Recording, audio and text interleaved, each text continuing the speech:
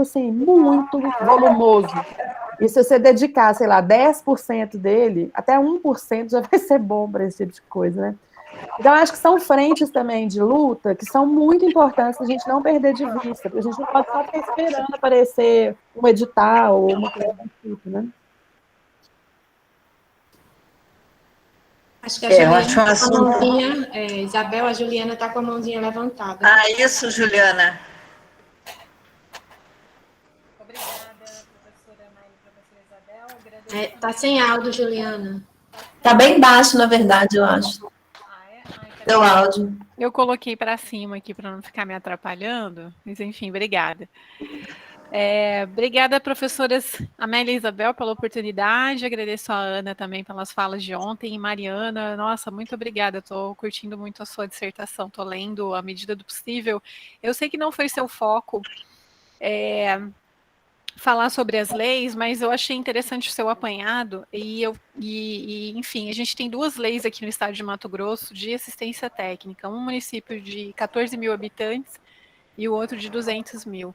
Eu consegui contato com o pessoal desse de 200 mil habitantes, que é Sinop, e consegui uma reunião com o pessoal da prefeitura para saber como é que estava funcionando a lei lá, e foi muito decepcionante, assim, tipo, as responsáveis dizendo que o plano era convidar profissionais para prestar gratuitamente o serviço. Então, assim, deu para perceber que o pessoal não tem noção do que está fazendo ali dentro de uma prefeitura, né? Que inclusive ela que deveria viabilizar esses serviços com honorários, enfim, para a gente avançar nesse sentido também, né?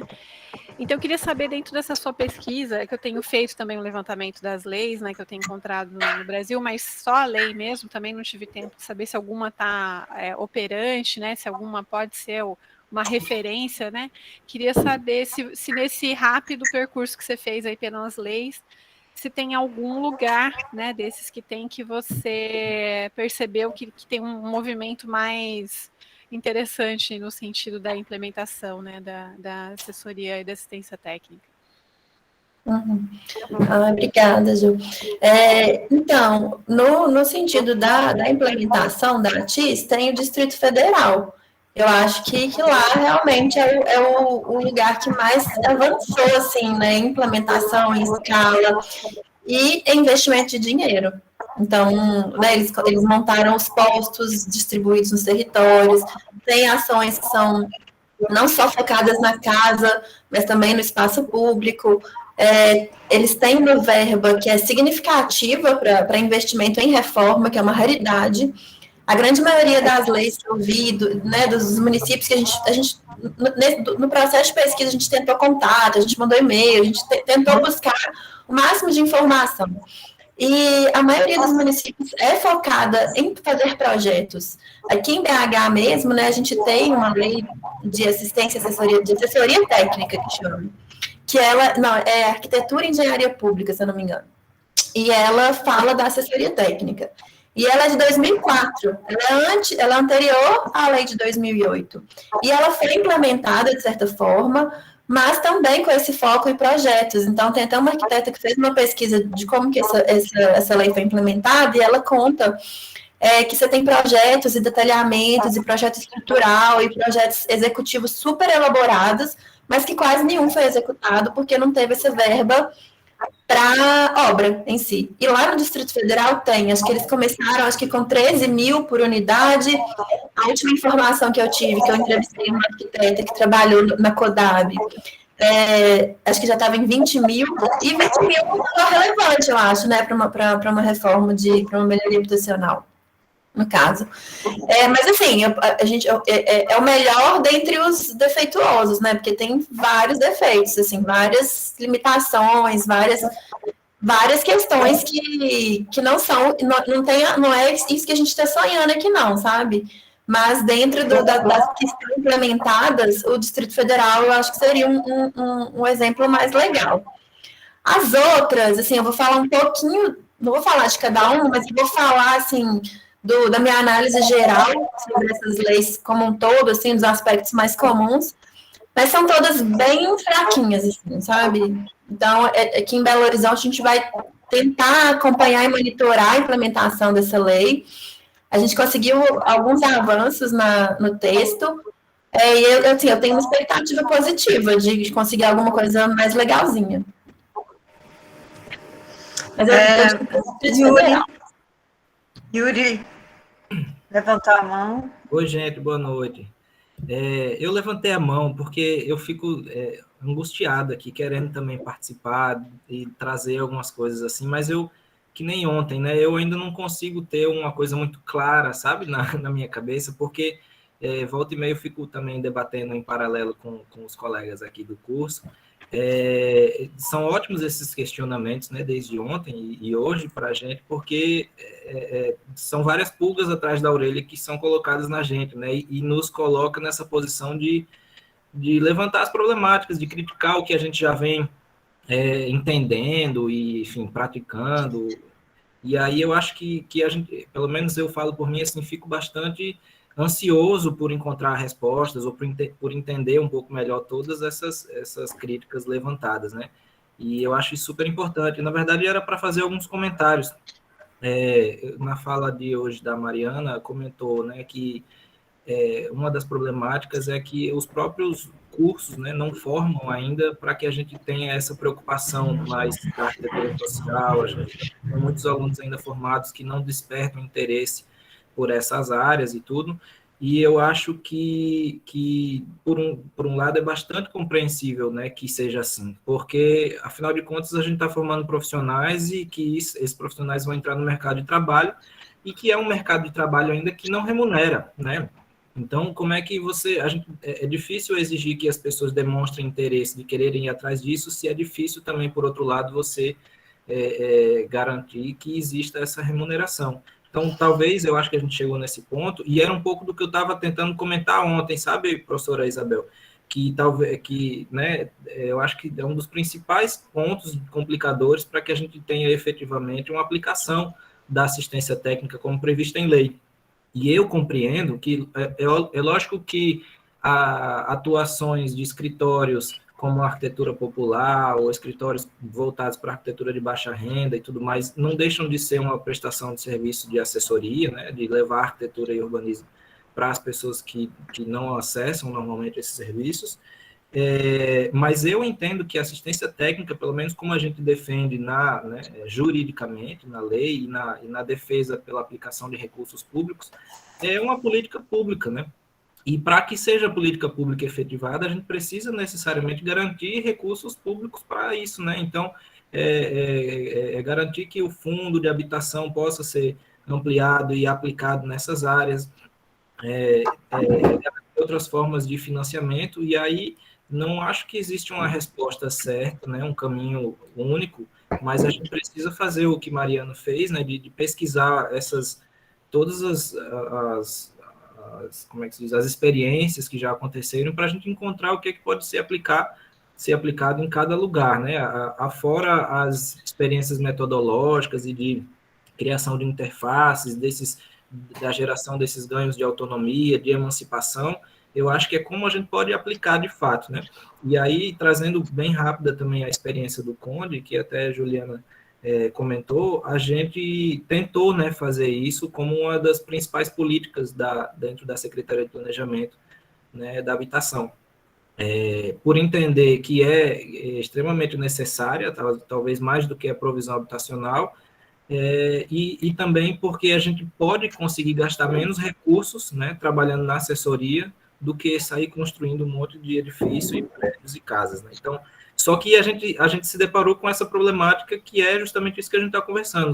Conde é um município de pequeno porte, como a maior parte, a grande maioria das cidades brasileiras, e que a gente tem uma limitação financeira enorme e a gente depende de recursos, né, do governo do estado ou do governo federal para poder implementar essas ações. Então, a gente chegou a criar um escritório, né, público de assistência técnica, e a gente conseguiu desenvolver mais na prática mesmo as ações voltadas à melhoria dos espaços públicos, que aí sim a gente consegue desenvolver atividades mais cooperativas, colaborativas com as comunidades, com os grupos, né, de associações, de moradores e tudo mais. Essa experiência do urbanismo tático, essa experiência, né, da participação mais efetiva, ela consegue acontecer com mais facilidade nesses projetos urbanos, né, de grupos, assim, de famílias, de comunidades. E, por outro lado, as experiências de melhorias habitacionais, elas já têm um outro foco, uma outra maneira de atuação, uma outra metodologia, e exigem mais recursos, né? Então, por isso a gente conseguiu avançar na elaboração dos projetos, né, e com recursos próprios, mas a gente não conseguiu avançar na execução das obras, que é o que Mariana vem comentando.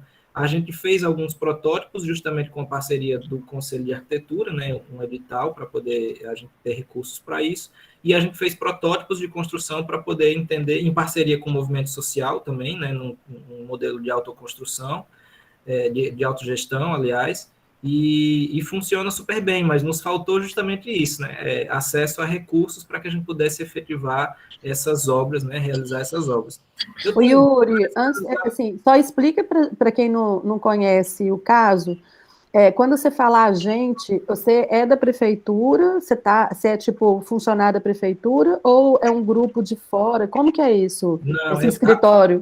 Certo. Agora não sou mais, mas na gestão passada, que foi de 2017 a 2020, né, da prefeita Márcia Lucena, foi que a gente conseguiu, na realidade, implantar uma série de medidas, assim, bem voltadas a esse tipo de ação e, né, de planejamento urbano numa cidade que não tinha nem base cartográfica, por exemplo. Então, a gente fez todo um trabalho de construção do lei de zoneamento, junto com, né, tentando fazer esse processo participativo com todas as comunidades. O Conde é um município muito, culturalmente, muito rico, né? E eu não sei se todos sabem, mas o objeto de estudo do curso, né, esse ano que a gente está tendo, é justamente no Conde, a comunidade Vila do Amanhecer, que foi uma comunidade que a gente conseguiu fazer processo de regularização fundiária por meio justamente desse escritório público de assistência técnica. E na época eu era o coordenador de habitação da Secretaria de Planejamento. Então, essa experiência foi por parte da gestão, né, e buscou aí parceiros como o Conselho de Arquitetura, a União por Moradia Popular. A gente teve um parceiro muito importante, que foi desde o início, né, da criação do escritório, que foi a própria universidade, o curso de arquitetura com o escritório modelo, né, que é o Trama, e a gente, junto com eles, conseguiu também desenvolver várias ações muito interessantes, colaborativas e tudo mais.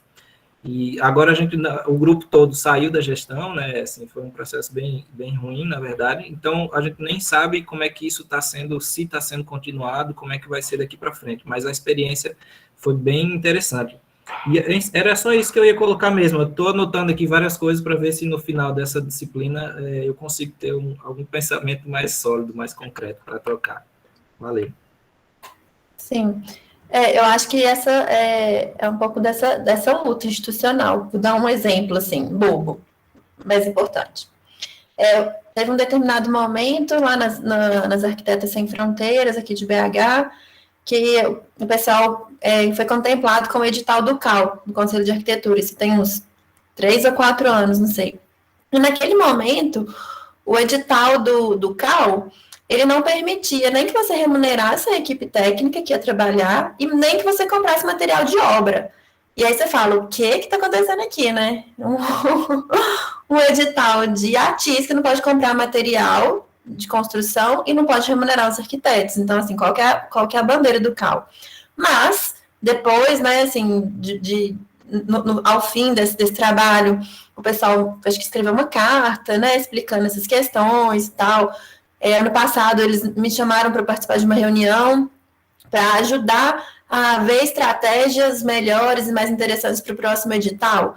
Então, eu participei, a gente discutiu isso, e aí eles já mudaram. Então, assim, hoje o edital do CAL você pode comprar material de obra, o que é algo óbvio, mas que você não podia fazer. E, assim, você pode remunerar a pessoa da equipe, mas aí tem uma limitação lá de 15%.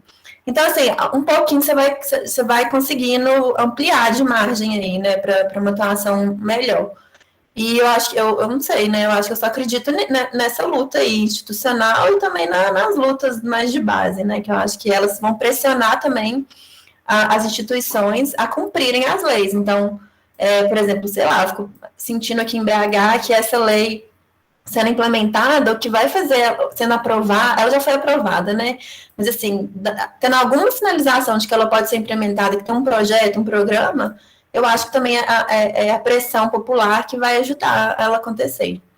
e a pressão de classe, das entidades, dos arquitetos, e é isso aí. Mas não é fácil não, né? Trabalhar com a TIS é só para os doidos.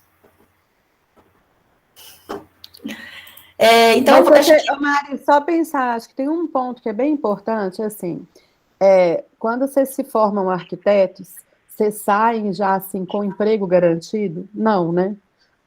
Ou vocês saem subempregados ou fazendo coisas muito de quinta categoria. Então, assim, é mais uma batalha, e acho que é uma batalha que vale muito mais a pena lutar por ela, de conseguir construir isso, do que conseguir construir uma luta para estar no mercado consolidado de arquiteto estrela, assim, fazendo um subserviço no escritório grande, né? Então, eu acho que tem umas pelejas, assim, que são do início, é um mercado que eu acho que ele está... é óbvio que ele existe, ele já está aparecendo, assim, não é mais essa coisa dos primeiras pessoas que estão começando a criar esse nicho, né? Já tem várias pistas, existe uma lei que já está aprovada. Eu acho assim, tá muito mais fácil do que era nos anos 90, por exemplo, né? Quem começou a trabalhar com isso nos anos 90, por exemplo, que é meu caso, não tinha nada, absolutamente nada. Assim, a única chance de trabalhar com isso era pesquisa. Agora, já existem outras milhões de possibilidades, eu acho que a gente tem que conseguir isso mesmo, abrir brecha, institucionalizar e tal. O ponto é o cuidado com as institucionalizações, né? Se a gente cria regras ou um conjunto de regras ou leis ou fundos que vão privilegiar uma reprodução do escritório de arquitetura convencional para prestar assessoria técnica. Então, assim, esse cuidado com colocar na roda, ou como diretriz, ou como princípio, os ganhos de autonomia, que eu acho que é um pouco que a Mari deve falar agora, como que ela chegou no quadro, né, que ela traça, assim, da autonomia, dos vários princípios, assim, né, das camadas de autonomia, e da proposta da lei de assistência e assessoria aqui em Belo Horizonte, né, que tem 1 milhão de problemas, mas que existe uma possibilidade. Mas é só esse cuidado, assim, a gente tem que lutar, sim, para institucionalizar, mas, assim, aquela coisa, assim, não encantem com a própria prática, né, a gente não pode acreditar no Estado, o Estado é necessário agora, nesse momento, mas, assim, o ideal é que não tenha essa dependência do Estado, né, se a gente imaginar essa transformação mais a longo prazo mesmo. Sim. E, ao mesmo tempo, a gente pensando, né, que é um campo, um nicho que está em formação, que está crescendo, então não é simplesmente requerer que ele exista, mas já que a gente também está construindo ele, como vai ser essa ATIS, né? Não é só ter a ATIS, mas como que ela vai acontecer, e o que a gente tem que construir aí junto com esse campo, nesses pleitos, nessas lutas aí, para ser uma coisa mais, que a gente acredita que é mais legal, né? Mais interessante. Então, vou apresentar aqui de novo minha tela.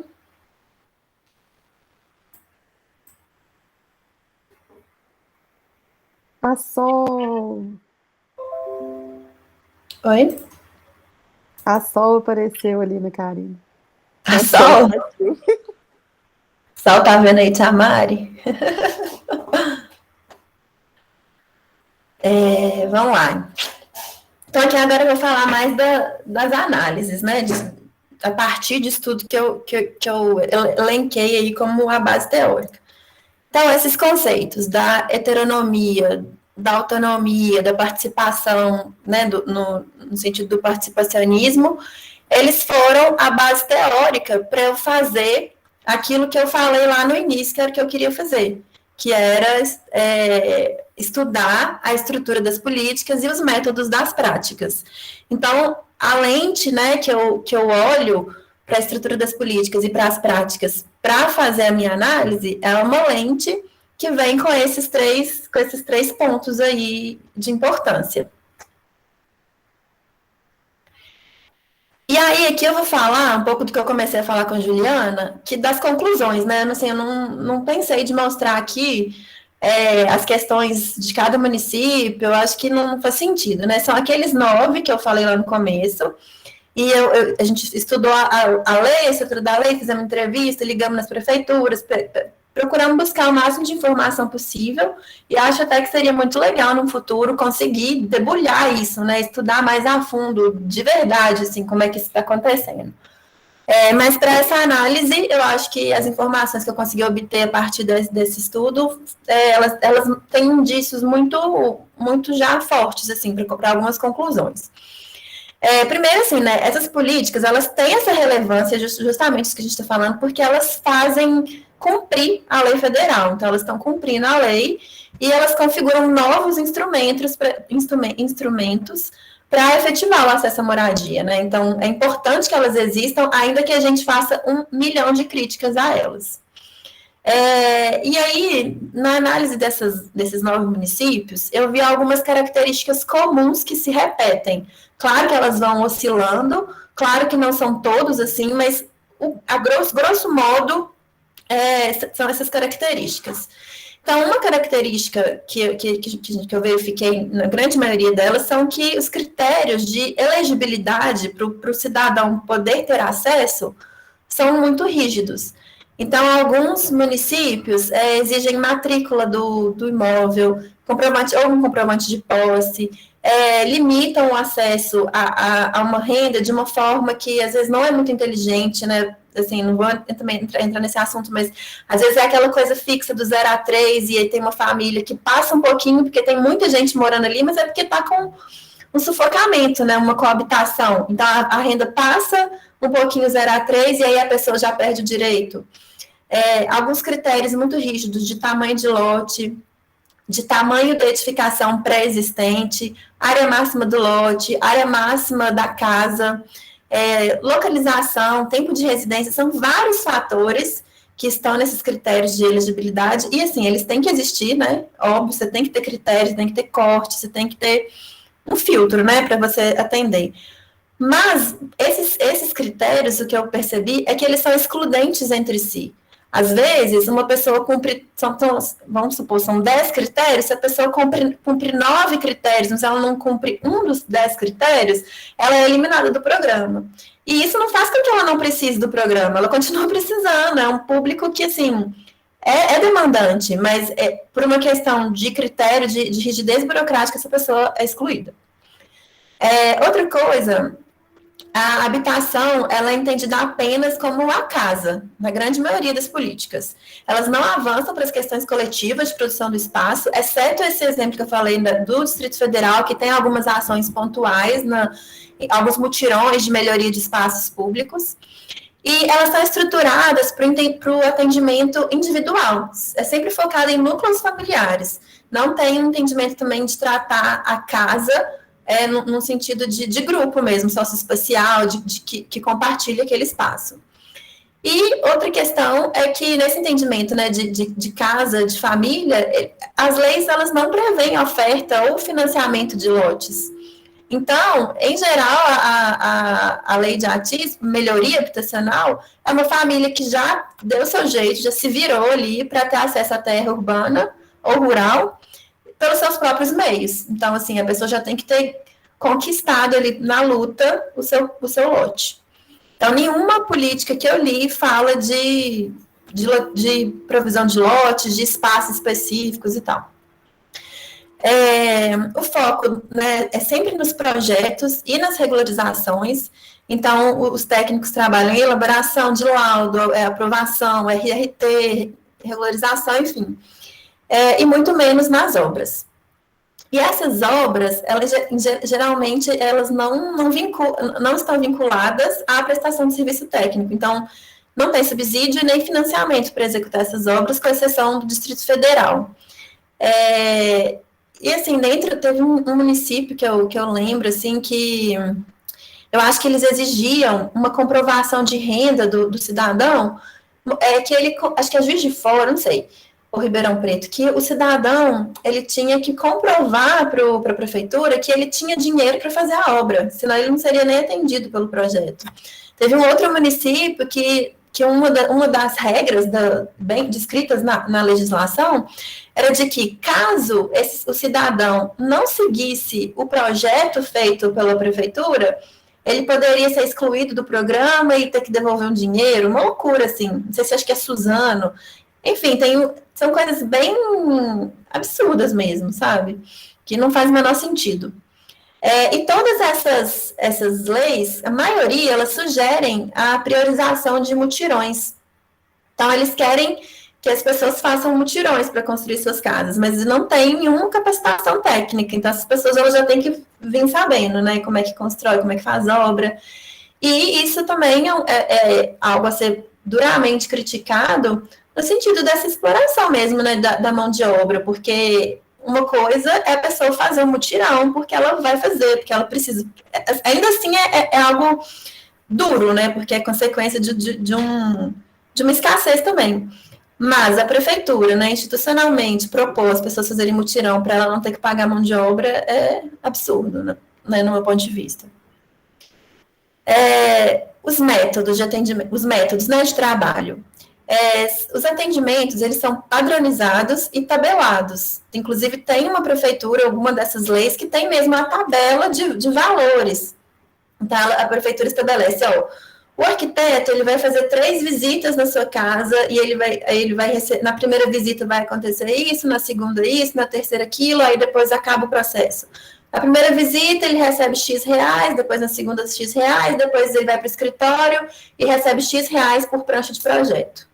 Então, é uma coisa bem, bem dura mesmo, assim, e que acaba limitando, assim, eu até entendo, às vezes, né, essas limitações, elas precisam existir, mas elas acabam com as possibilidades de adaptar, de flexibilizar e pouquíssimo espaço para participação popular.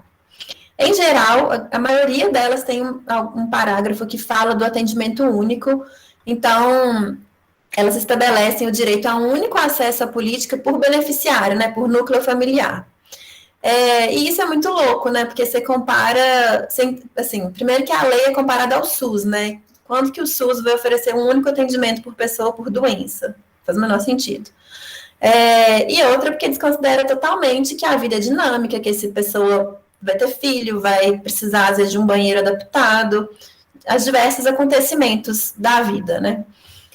E esse atendimento, ele é muito similar aos procedimentos e da lógica de trabalho convencional que existe no campo da arquitetura, que é prestada, em geral, no mercado para classe média, para classe alta.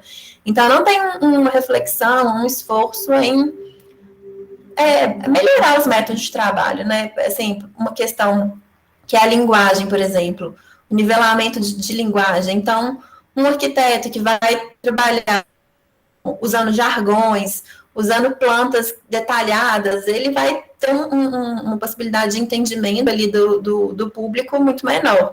E isso facilita para o lado do arquiteto, justamente para ele dominar a situação e impor as questões que ele acredita, né? Porque a pessoa não conhece, não entende, não sabe o que está acontecendo, vem uma sugestão, uma sedução e fica tudo mais prático ali.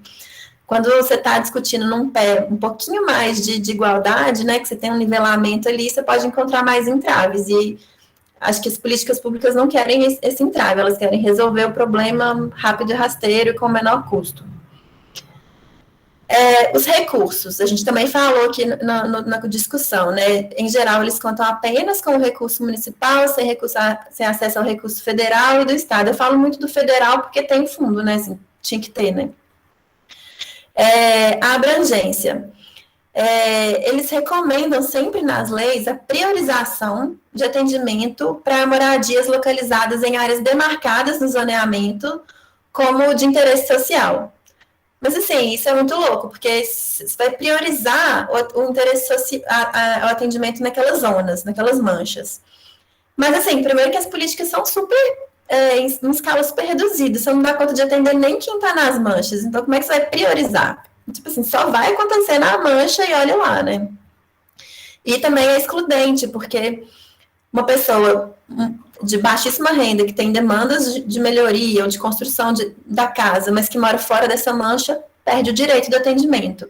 Inclusive, aqui em Belo Horizonte, na lei, uma coisa que foi ressaltada desde o começo é essa delimitação ser por território e por renda. Então, são duas coisas concomitantes. Ou você vai ser atendido porque sua renda é baixa, mas você pode morar em qualquer lugar da cidade. Ou você vai ser atendido pelo território. Então, você tem duas vias aí de acesso.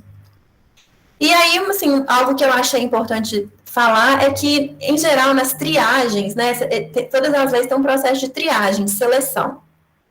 Essas triagens, elas contam com profissionais do serviço social para fazer uma delimitação ali da situação da família, mas mesmo tendo esse profissional no começo do serviço, na triagem, esse profissional ele não continua as ações. Então, não tem um acompanhamento social da família ou psicológico. Então, é uma coisa meio que não é multidisciplinar, né? Não cumpre isso.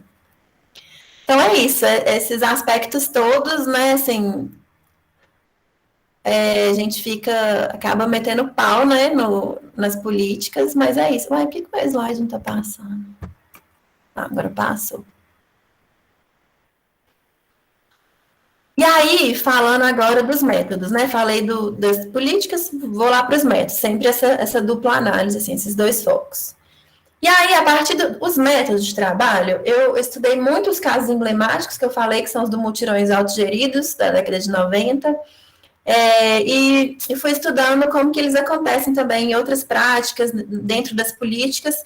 E aí, o que eu fiz, assim, o que eu optei por trazer aqui hoje, também para ser mais objetivo, é o compilado de diretrizes que eu encontrei, que são diretrizes para que esses métodos de trabalho possibilitem esses ganhos de autonomia. Então, assim, são aspectos favoráveis, digamos assim. Então, esses são os aspectos que eu encontrei serem favoráveis para que os métodos de trabalho possam vir, né, assim, nada é garantido, não tem nada que eu vou fazer metodologicamente ou na estrutura da lei que vai garantir que vai ter ganho de autonomia, mas tem os aspectos que vão favorecer que isso possa vir a acontecer. Então, é favorável, né, é positivo quando o método de trabalho é formulado em parceria com o movimento social e os demais setores populares, a partir de discussões e deliberações que vão incidir em suas estruturas legais, isso é das políticas, né? Estruturas legais, normativas e executivas. Então, isso aí fala mais da política. De a política ser elaborada com a participação, né, da população. Priorizarem a autogestão e o método participativo, né? Eu acho que reconhecer a autogestão é o primeiro passo que tem que ser dado, é o primeiro pilar dessa história toda. Então, priorizar a autogestão e os métodos participativos, reconhecendo a capacidade de autogestão da população e viabilizando o protagonismo nos processos, nas instâncias de participação, nas tomadas de decisão.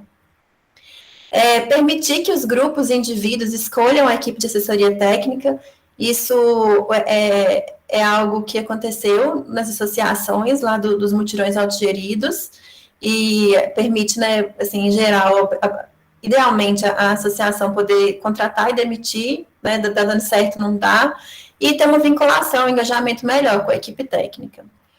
É favorável, né, quando os programas, as leis, elas podem ser acessadas pelos indivíduos e grupos por demanda espontânea, então eu posso requerer, ou o meu grupo, né, pode requerer, e é muito diferente, que é o que acontecia também nos mutirões autogeridos, é muito diferente de um trabalho que chega pronto, né, de uma proposta que já vem pronta do poder público e que vai executar ali, a gente vai executar aqui um programa de assessoria com essas 20 casas aqui. Então, o grupo poder demandar, o indivíduo poder demandar é algo favorável. Outra questão, que é que eu estava falando aí dos mutirões, né, então a autoconstrução e os mutirões, eles não podem ser uma parte obrigatória e direcionada das políticas, né, eles podem acontecer de forma opcional, mas eles têm que acontecer, se eles forem acontecer, você tem que garantir que a frente de trabalho seja remunerada, que é o exemplo de Ipatinga, que aconteceu as frentes de trabalho remuneradas nas obras. E outro ponto importante que favorece é se houver um reconhecimento, assim, eu acho que isso, não sei se isso já aconteceu em algum caso, mas um reconhecimento das especificidades da autogestão, né, a autogestão, construir um edifício ou fazer melhoria habitacional com autogestão, não é a mesma coisa de construir qualquer edifício ou qualquer reforma para o mercado. Então, tem uma relação com o tempo, com a gestão de recursos, que é diferente. E você não pode propor uma política de autogestão com a mesma lógica do mercado. Essa é uma coisa que eu vi muito nas análises sobre o crédito solidário. Outras diretrizes, né? Operarem com o menor número de agentes, então, assim, dentro do possível. O crédito solidário foi um exemplo bom, assim, disso. Minha Casa Minha Vida Identidade também, de muitos agentes, muitos atores, e uma confusão, uma bola de neve de burocracia e de setores, de órgãos envolvidos. Então, dentro de uma organização possível, tem um menor número de agentes. Um menor número de normatizações também, e processos burocráticos, e facilitar o acesso, a compreensão e a adesão da população. Lembrando que, em muitos dos casos, você vai estar lidando com pessoas que têm um bom conhecimento, mas você vai também lidar com pessoas que não são letradas, que não tem nenhum traquejo para lidar com burocracia, com exigências, enfim.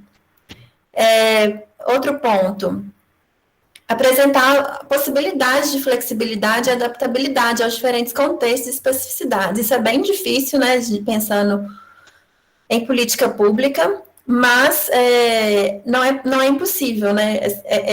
Eu consigo vislumbrar que não precisa ser um processo padronizado no sentido primeira visita, segunda visita, terceira visita. Às vezes ele pode ser padronizado por verba, e sei lá, e aí o grupo vai negociar como é que vai usar aquela verba, aquele profissional, ou por tempo.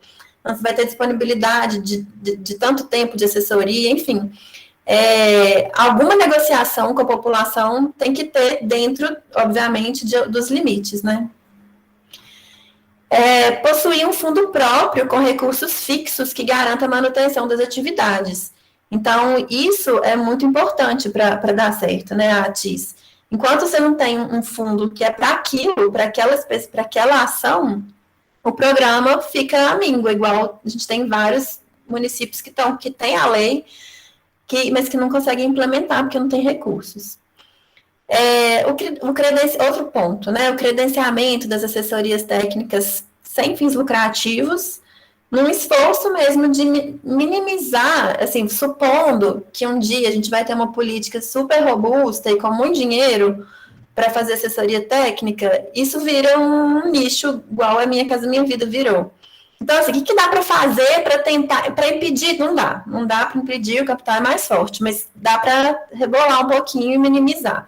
Então, talvez esse credenciamento das assessorias técnicas sem fins lucrativos dificulte um pouco ou torne mais lento o processo de nicho, de exploração.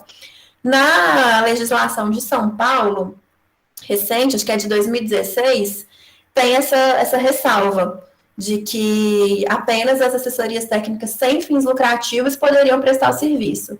A gente tentou emplacar isso aqui em Belo Horizonte e foi super pessimamente aceito, assim, não foi super radicalmente, fomos engolidos, assim, e aí, por fim, a gente não entrou num consenso, ficou de ir para o conselho, quando foi para o conselho, ninguém falou no assunto e não rolou. Perdemos essa.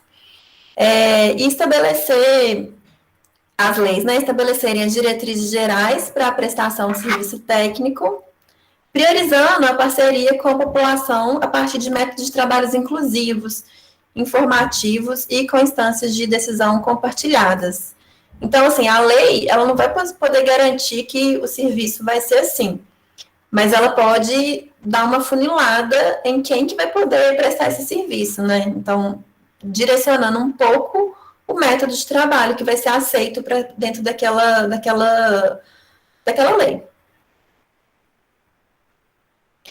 E aí, idealmente, né, ambos aspectos, a estrutura da política e o método de trabalho, eles têm que estar alinhados. Porque a estrutura da lei, ela não pode interditar as possibilidades metodológicas, mas sim direcioná-las de forma coerente com os objetivos de uma assessoria técnica voltada para os ganhos de autonomia.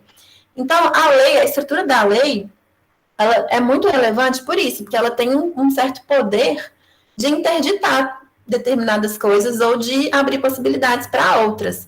Então, Então, essa lei aí desse município que eu estou falando, né, que exige que o cara tenha matrícula cartorial do imóvel para acessar o programa, ou uma lei que fala que a pessoa tem que comprovar que tem dinheiro para fazer a obra, ou uma lei que ameace, né, o cidadão a ele ser expulso do programa porque ele não cumpriu o projeto, são fatores da estrutura da lei e do programa, né, público, que interditam possibilidades metodológicas. Dentro daquilo ali, do jeito que está formatada aquela lei, como é que você vai fazer algo diferente? Não tem jeito.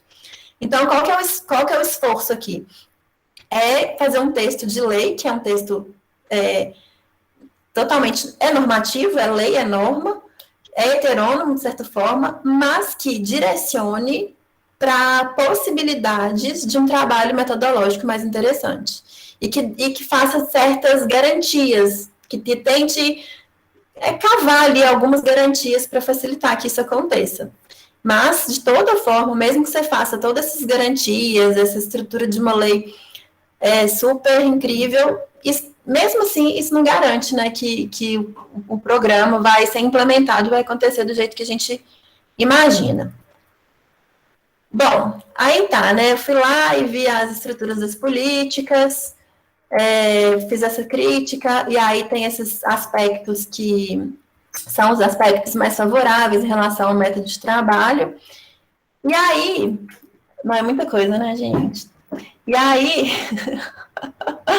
eu elenquei alguns aspectos que eu acho que são os aspectos relevantes para a gente pensar nessas leis, e não só nas leis, mas também nas práticas. Então, eu levantei 4 perguntas, essas perguntas são os aspectos que eu acho importantes. Então, o primeiro aspecto que eu achei importante são quais atores que iniciam ou requerem o serviço. Por exemplo, eu já até falei disso aqui, né? Quem que requer o serviço e quem que inicia? É o município?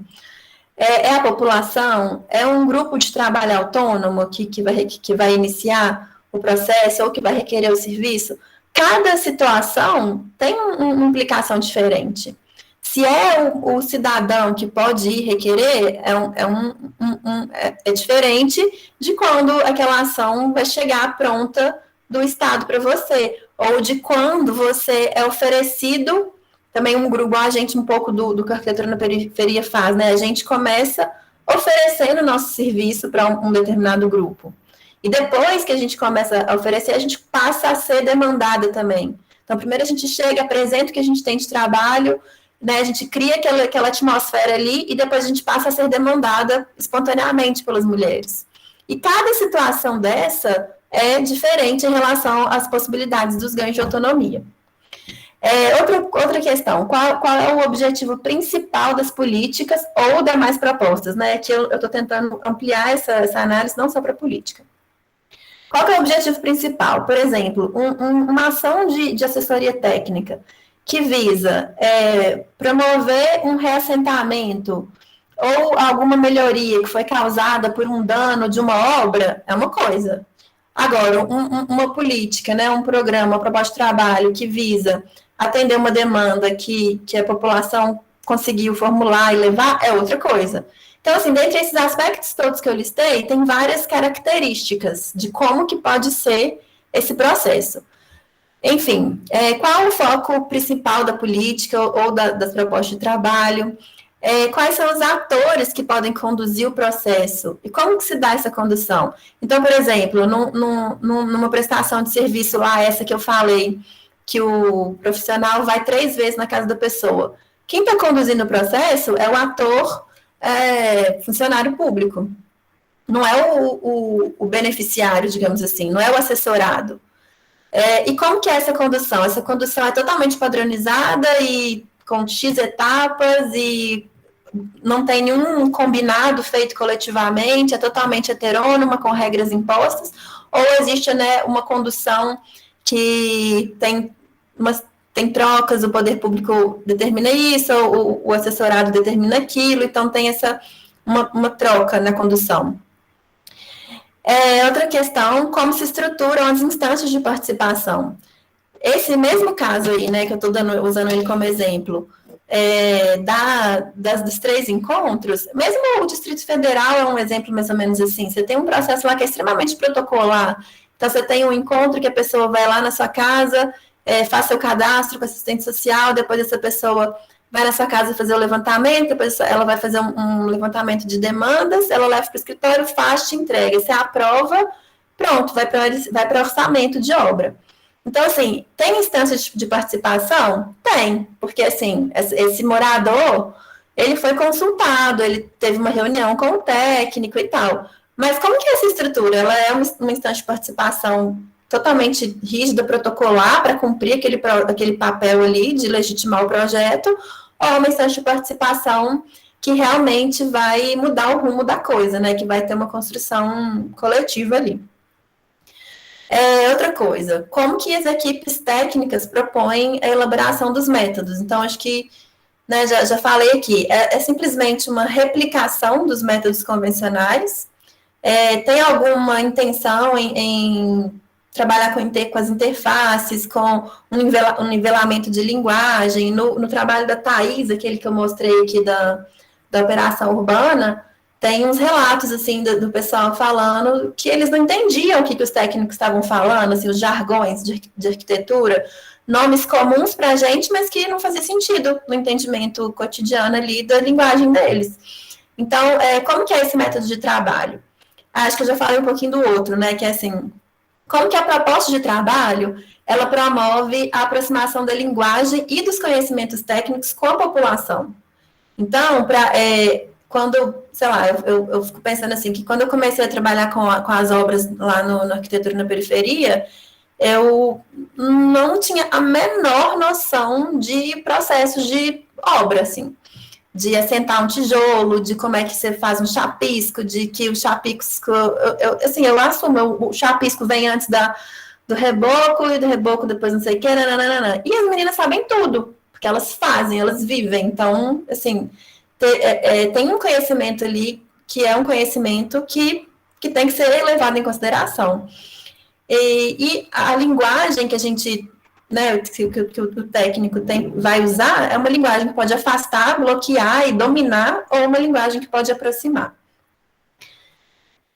Como que é a relação do método de trabalho com o tempo, nas etapas de planejamento, gestão e execução de obras, né? Então, essa questão do tempo é um super gargalo, não só para a assessoria técnica, né, mas tudo que envolve dinheiro. Assim, esse planejamento, ele vai ser totalmente delimitado, você vai ter 2 reuniões de 2 horas, e na gestão, você vai ter 2 encontros, e na execução você tem 3 meses para fazer a obra. Então, assim, muitas vezes isso é necessário, a gente mesmo começa a esbarrar nessas delimitações, mas como que se existe alguma flexibilidade do entendimento das questões próprias da vida das pessoas, das dificuldades de você ter uma vida que é puxada, né? Assim, a gente, eu vejo isso também muito na arquitetura na periferia, se a gente for ser extremamente rígido, a gente não engaja o grupo. Eu tenho que considerar que vai ter um dia que uma mãe vai ter que levar uma criança no médico e que a gente vai ter que cancelar a reunião, e que essa reunião vai ficar para outra semana, que o processo inteiro vai atrasar. Mas ou eu faço isso, ou eu também não consigo fazer um trabalho próximo e respeitoso com aquela realidade. E, por fim, quando as políticas avançam até a etapa de obra, como é que acontece a gestão e a execução? É uma gestão totalmente terceirizada, o Estado vai lá e contrata uma empreiteira, existe possibilidade para a população, para o indivíduo, para o grupo, escolher como é que vai ser executada a obra dele, existe uma possibilidade de autoconstrução ou de autogestão nessa obra, como que é? Então é isso, assim, eu elenquei esses 9 aspectos que eu achei relevantes, no entendimento de que eles têm a ver com restringir ou ampliar a possibilidade dos ganhos de autonomia. E aí, eu não estou entendendo. E aí, esses 5 aqui primeiros, eles têm uma maior conexão com a estrutura das políticas. E esses 4 aqui de baixo têm mais a ver com o método. Mas, como eu disse, as 2 coisas se entrecruzam, né? Eu não isolo, né? Eu não consigo isolar esses aspectos. E aí, como eu já disse, esses 9 aspectos têm relação com os ganhos de autonomia. Então, esse aqui eu vou passar só pelo primeiro, tá, gente? Eu não vou passar pelos 9, não, porque é muito cansativo. Mas eu vou só exemplificar com o primeiro aspecto. O primeiro aspecto é uma pergunta, né? Todas são perguntas. Então, a pergunta é: quais atores iniciam ou requerem o serviço de assistência ou de assessoria técnica? Então, vamos lá. Opção A. Aí, para todos os aspectos, eu elenquei 3 respostas possíveis. Claro que existe mais que 3, né? Existem muito mais possibilidades de situações do que 3. Mas, a partir dessa análise lá das leis, dos métodos que eu fiz, eu vi que esses aqui são mais comuns. Então, eu elenquei esses 3 mais comuns, assim, para serem, digamos, as respostas dessas perguntas. Então, quem inicia ou requer o serviço? Então, uma opção aqui. Quem inicia é o Estado, com uma equipe própria ou terceirizada, e ele vai executar intervenções pré-estabelecidas que decorrem do planejamento urbano, de mais programas públicos ou por alguma questão de emergência, né? Geralmente, esse tipo de início de trabalho, ele configura uma ação direcionada impositiva. Então, assim, esse serviço ele vai ter que ser feito em decorrência disso aqui. Outra opção, que seria uma outra situação, onde o Estado, com a equipe própria dele, ou uma equipe terceirizada, empresas, profissionais autônomos, né, aí saindo um pouco só do Estado, ampliando um pouco para profissionais autônomos, organizações da sociedade civil, apresenta uma proposta de trabalho delimitada para aquela localidade ali, para aquele público, e é opcional aos indivíduos e grupos aderirem àquela proposta, que é um pouco do que a gente fez na arquitetura na periferia, né? A gente chega com uma proposta de trabalho, ó, a gente tem essa proposta para um grupo de mais ou menos tantas mulheres, a gente vai fazer isso, isso e isso, quem topa? Então, é uma adesão voluntária. E a outra opção, que seria quando os próprios indivíduos e grupos, sejam eles organizados ou não, eles solicitam a prestação do serviço técnico e escolhem qual equipe técnica que vai atender. Então, assim, dentre as opções que o Estado oferece, seja elas empresas, profissionais autônomos ou organizações da sociedade civil, e configuram uma demanda espontânea. E aí, para essas características, né, que são as respostas das possibilidades, eu nomeei entre A, B e C, considerando que A sempre vai ser a resposta mais próxima da heteronomia, das imposições, do que vem de fora, do que vem pronto, do que não é discutido. E lá no C, o que está um pouquinho mais próximo das possibilidades dos ganhos de autonomia. Então, eu criei essa régua, assim, né, que é uma baliza. Acho que a ideia é essa, né, é trazer uma baliza. Então, os 9 aspectos lá que eu listei, cada um deles tem 3 respostas. Aí, por exemplo, né, eu vou analisar aqui um programa do Distrito Federal. Então, eu vou pesquisar como é que é lá no Distrito Federal, como que inicia ou requer o serviço. Ah, tá aqui no A, não, é mais para o B, não, é no C. E aí, isso vai criando essa baliza, assim, das nuances de cada prática. Uai, esse aqui repetiu. Não, peraí. Aí eu circulo aqui o C, porque o C é isso que eu falei lá no começo, né, de construir o que seria esse ideal da política. Então, assim, se todos os aspectos que você marcar lá daquela política que você está analisando ou construindo tiverem no C, dentro da minha análise, significa que é uma política que tem boas possibilidades para criar uma atmosfera, as regras e os métodos possíveis para os ganhos de autonomia. Oh, caramba! E aí, isso virou um esquema, que é um esquema de avaliação. Então, os aspectos e as características, né, foram informados, e aí você pode... Aqui, ó, você tem o esqueminha, né, as 9 perguntas aqui desse lado. Para cada uma você tem a resposta A, B e C, e aí eu acabei colocando esses pontos intermediários aqui, porque nenhuma resposta vai ser perfeita para cada caso, né? Nunca é aquilo que eu respondi. Então, você pode avaliar, essa prática que eu estou analisando está aqui no B, mas é um pouquinho diferente. Então, você vem para o B para cá ou B para lá, enfim. Você vai analisando ali o seu entendimento sobre aquilo. Oh, gente, ele cismou com esse slide, não tá entendendo? E aí, aqui é um exemplo desse gráfico aplicado, né? Então, aqui a gente vê as 9 perguntas, as 9 perguntinhas, as 3 respostas para cada um, e aqui ele preenchido, né? Nesse gráfico aqui, eu faço uma simulação do Arquitetura na Periferia, que é essa linha daqui, e do PEAR, que é aquele programa que eu falei que tem aqui em Belo Horizonte, que é um programa de risco, e que eles se autodenominam como um programa de assistência técnica. E aí, vamos lá, no PEAR, eu entendi que é aqui, que quem inicia o processo está mais para o B, mas está um pouquinho para cá, que seria o mesmo do Arquitetura na Periferia, né, que é uma oferta que tem demanda espontânea. Então, ficou adesão voluntária, na verdade. Então, ficou aqui no B. Aí, aqui eu vou descrevendo, né, a pessoa, para marcar isso aqui, ela teria que ir lendo as respostas. E aqui você vai fazendo a curva das características dessa política. Então, você vê que esse gráfico aqui do PA é uma curva que está mais para a heteronomia, se você comparar com a curva que eu respondi aqui também para a arquitetura na periferia, que está mais lá para a autonomia. E isso faz a gente ver também, é interessante essa dança aí na linha, né? É uma curva. É interessante ver porque nenhuma ação, nenhuma política, nenhuma iniciativa, nenhum programa vai ser 100% alguma coisa, né? Não tem nenhuma prática que é 100% heterônoma ou nenhuma prática que está totalmente lá na autonomia.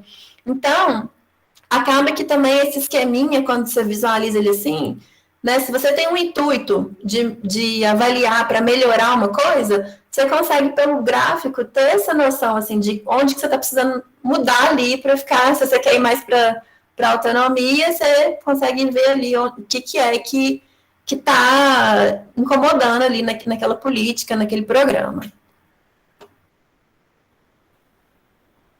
E isso aqui também é legal, né? Que ele mostra, apesar de ter as nuances, então não é só a linha A, não é só a linha B, não é só C, mas você vê que ele mostra tipo uma localização média, né, das práticas. Então, tem uma prática o PA está mais ou menos aqui no AB, e a arquitetura na periferia está mais aqui no BC. Então, tem uma localização média ali, que também é indicativa.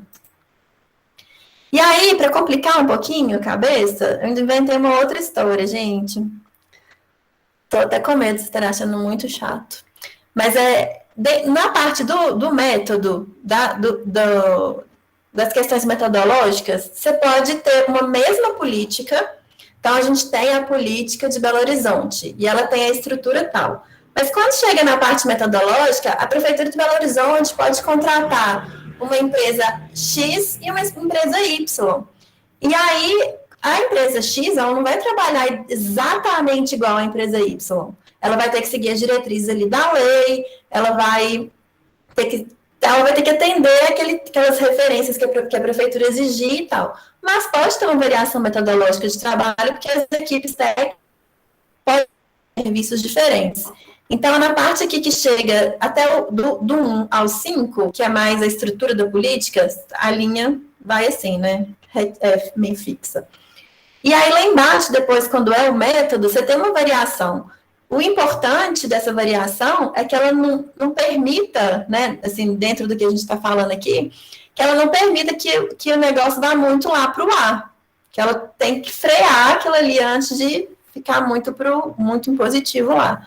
E que ela tenha possibilidade de aceitar grupos de trabalho que busquem chegar lá nos ganhos de autonomia. Então, essa aqui foi uma análise que eu fiz para autogestão apliquei o esquema para o caso de Patinga. Então, tinha aqui aqui seria a estrutura da política e aqui uma variação dentre as equipes de trabalho. E assim, tem uma parte subjetiva também, né, gente, desse entendimento aí de marcar no gráfico. E aí, assim, né, o ideal da política pública seria tudo C aqui, né, ou mais ainda, né, pensando em caminhar lá para para autonomia. Então, assim, idealmente, as características do C vão ser as tais das diretrizes lá para o ideal de política pública. E aí, eu acho que eu vou falar só mais isso. Acho que não vai dar tempo nem de eu falar de BH. Mas tem ainda, por fim, essa discussão sobre assistência e assessoria, né? Que tenha o entendimento dos termos e, de certa forma, uma disputa terminológica, né? Qual que eu uso, o que é mais certo, assessoria é mais legal, eu sempre fico nessa, assim, o que é mais assistência, a gente quer menos. Acaba que a gente, lá na arquitetura na periferia, a gente fala assessoria, a gente vê várias pessoas que a gente admira ou não falando assessoria e outras falando assistência, e fica essa disputa mesmo, né? E tem até um artigo do João, que ele escreveu com a Fernanda, que fala muito disso, né? Assim, faz diferença? Eles perguntam, no fim das contas, é o nome que vai fazer a diferença? Não, não é o nome que vai fazer a diferença. Mas tem uma história também por trás da construção dessa nomenclatura, que faz parte de um contexto histórico que fez aquele nome surgir. E eu acho que isso é o que acaba direcionando mais as nossas escolhas, né, de cada grupo de assessoria técnica por essa ou aquela terminologia. Então, assim, dentro desse lugar aí, eu fiquei o tempo inteiro, durante os estudos, tentando situar onde que estava cada prática, sabe? Eu queria saber, essa política aqui, ela é assistência ou ela é assessoria? Até eu entender que não existem essas duas caixas, né? Que você vai depositar uma política na assistência e a outra vai para a assessoria. E aí, essa visualização esquemática da avaliação lá no gráfico foi uma coisa que me ajudou a entender, sabe? Não existe uma política que vai caber nessa caixa ou na outra caixa. Cada prática vai ter diversas nuances que vão oscilar mais para cá e mais para lá. E aí, a minha conclusão da disputa terminológica, né? Cada política, cada grupo, cada programa ou agente de ATIS e de AT se autodenomina conforme a sua própria escolha. E quando eu for me referir a eles, eu vou seguir o que eles se chamam. Então, se você se chama de assistência, de assessoria, é isso aí. Eu vou sempre me referir dessa forma. Mas a terminologia escolhida por esse grupo não é o que determina a prática desse grupo. Não é, a minha prática não vai ser determinada. Então quem escolheu chamar assistência vai fazer isso. Quem escolheu chamar assessoria vai fazer aquilo. Não faz o menor sentido. E outra coisa também que eu concluí é que nenhuma definição desses termos, teve um momento que eu tentei descrever o que era assistência, o que era assessoria, e estava te dando mais de uma página. E mesmo assim, mesmo que seja uma descrição abrangente, detalhada, eu nunca consegui, não ia conseguir abarcar as nuances, os entrecruzamentos e os fatores conjunturais que compõem cada prática ali. Então, não é definir, não é criar uma definição para o que é assistência ou criar uma definição específica para o que é assessoria. E aí eu concluo que as diferenças entre as práticas, elas residem na combinação entre esses aspectos estruturais das políticas e os métodos de trabalho dentro de uma conjuntura social e política que elas são implementadas e executadas, né? E aí, sim, essas características dessas práticas, elas podem se direcionar mais para a heteronomia ou mais para a autonomia, que é aquilo lá que o gráfico mostra. Ou, em outras palavras, a partir do entendimento aqui proposto, mais para assistência, e aí a assistência seria entendida no sentido do assistencialismo, ou para assessoria, no sentido dos ganhos de autonomia. E aí, assim, eu até coloco essa observação aqui, né? Porque ainda que essa constatação pareça óbvia, lógico, né, Mariana? Não é o nome que vai mudar a pessoa, né? As características da pessoa, da coisa, é o que ela faz, são as práticas. Mas a questão é, esses aspectos e essas características, eles ainda não estão sistematizados e organizados de forma crítica. E aí eu acho que essa é uma contribuição, assim, que o trabalho traz para ele começar essa empreitada, assim, né, de levantar os aspectos e de caracterizar o que é essa estrutura e esses métodos de trabalho sob uma ótica crítica, né? Eu não estou simplesmente pegando escala, com maior número de pessoas atendidas, não é isso, né? Não é uma proposta simplesmente numérica ou simplesmente visual, de estética, de quantos banheiros foram reformados e tal.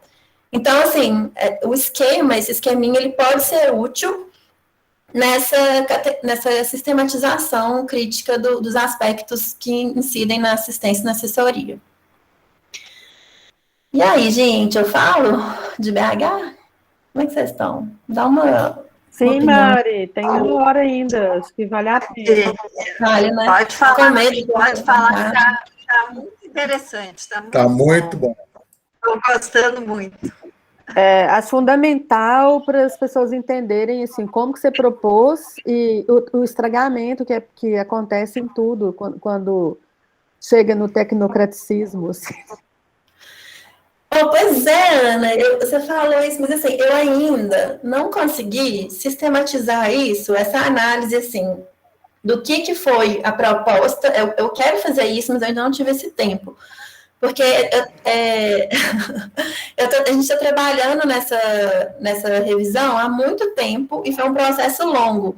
E esse processo, ele teve várias versões de minuta de lei até que foi aprovada. Então, tem essa ideia de fazer um comparativo, assim, sabe? Entender qual foi o primeiro texto que foi para a Câmara Técnica, o texto que foi aprovado, e o que perdeu, se ganhou alguma coisa e tal.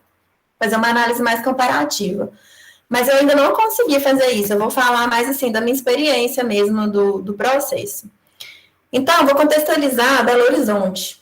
Belo Horizonte, a gente tem uma política municipal de habitação que foi elaborada em 1994. E essa política, ela foi revisada.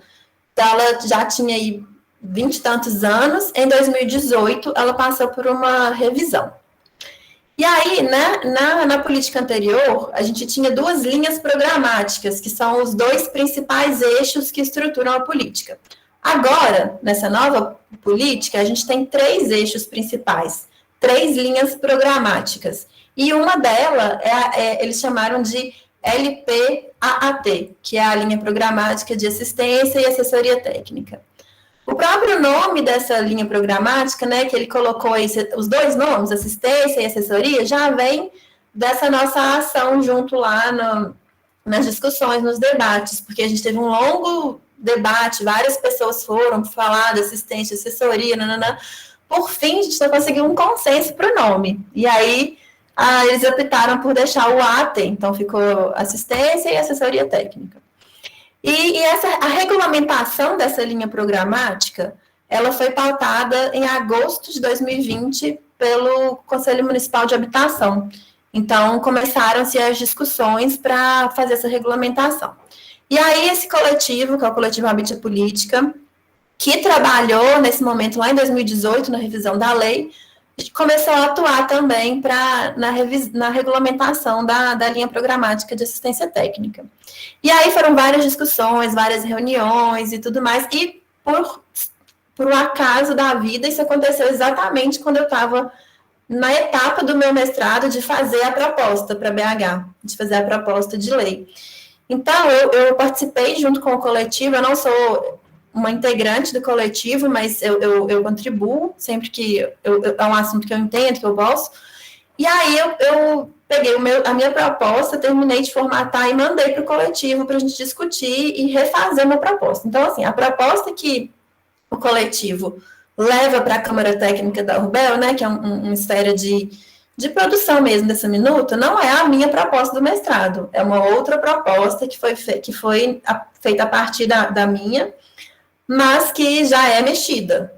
E aí, essa proposta mexida pelo coletivo, e assim, com ganhos, né, eu acho que tem ganhos também nas mexidas do coletivo, vai para a Câmara Técnica e é super mexida, e aí vai para o Conselho, e aí vai ser o que vai ser, né, a regulamentação, assim, com várias pendências, assim, de instruções normativas. Então, a regulamentação, ela foi entendida pela prefeitura como um texto que direciona, mas ele não tem os pormenores, assim, né? Ainda tem essa etapa aí das instruções normativas.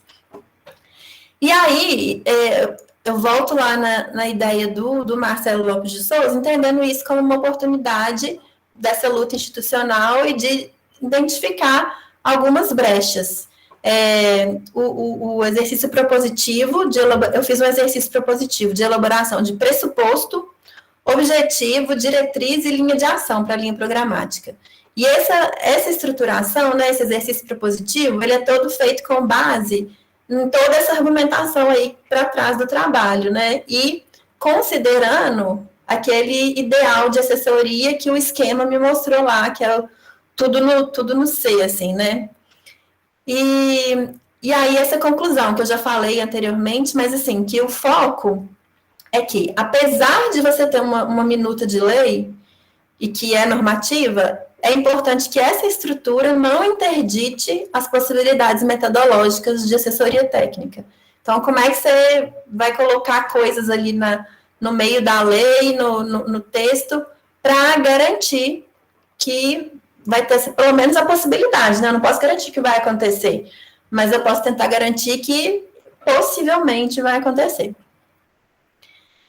E aí, assim, eu listei aqui as diretrizes principais disso, né? É longo. Então, eu fiz um resuminho aqui das diretrizes que eu coloquei para a formulação dessa lei, dessa regulamentação. A assessoria técnica, dentro dessa minha proposta, ela seria o ponto central da política municipal de habitação. Então, ela seria o que eu chamei de porta de entrada. Então, a assessoria, ela não seria um programa da política, porque a assessoria, com o caráter informativo que ela tem, ela é uma ação que tem o potencial de informar a população. Então, uma ideia de que o cidadão ou os grupos, antes deles se enquadrarem no programa tal, eu me enquadro no programa de autogestão, não sei o que, não sei o que, não sei o que, eles vão para essa assessoria, porque essa assessoria poderia, inclusive, ajudá-los a descobrir se é mesmo nesse programa que eles se enquadram. Então, a assessoria, ela seria um programa, mas também uma porta de entrada para a política municipal. E dela, centralizado ali na assessoria, você ramificaria para os demais programas. Então, num processo assim, de informação dos grupos e dos indivíduos, de como que funciona a política, a política hoje é assim, tem esse programa, tem aquele, nesse aqui você tem tais possibilidades de conseguir tal coisa, nesse aqui outras possibilidades, esse aqui financia isso, esse aqui não sei o quê. E aí, fazer como que a assessoria fosse essa ramificação, assim, das demandas, para ver qual o programa dentro da política que atenderia melhor esse indivíduo ou esses grupos. A linha programática, né, a política municipal, ela tem um aspecto de transversalidade. Então, a ideia é que todas as linhas programáticas possam se intercalar. E aí, a ideia é que a assessoria técnica, ela estivesse em todos os programas da política municipal. Então, tem lá programa de locação social, programa de PGE, PRU, tem um tanto de programa. E aí a ideia é que dentro de todos esses programas, você tivesse uma equipe de assessoria técnica trabalhando junto.